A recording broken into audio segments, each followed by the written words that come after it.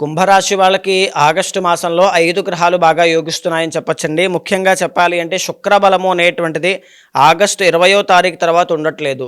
So శుక్రబలం లేకపోవడం చేత August 20 తర్వాత నుంచి నృత్య, గీత, వాద్యాది రంగాలు, సినీ, నాటక కళారంగాలు, మగవాళ్ళైతే వైవాహిక జీవితంలో ఇబ్బందులు రాకుండా ప్రత్యేకించి జాగ్రత్తలు తీసుకోవాలి.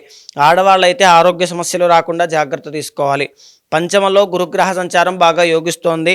ధన ఆదాయం బాగుంటుంది. రవి బలం పెరగడం వల్ల పనులన్నీ కూడా చాకచక్యంగా పూర్తయ్యే అవకాశం కనబడుతోంది.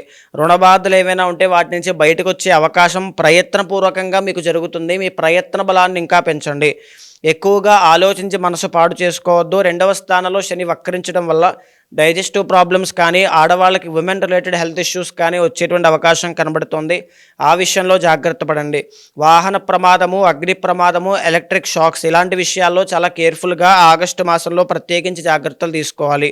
రుణ బాధలు కానీ, కలహాలు కానీ, తగువులు కానీ దేనికి కూడా తావివ్వకుండా ప్రశాంతంగా ఉండడం చాలా మంచిది. సుబ్రహ్మణ్య స్వామి వారి యొక్క ఆరాధన కానీ, సుబ్రహ్మణ్య స్వామి వారి యొక్క దర్శనం కానీ, అభిషేకం కానీ ఈ మాసంలో మీకు మరిన్ని శుభ ఫలితాలు చేకూర్చి పెడుతుంది.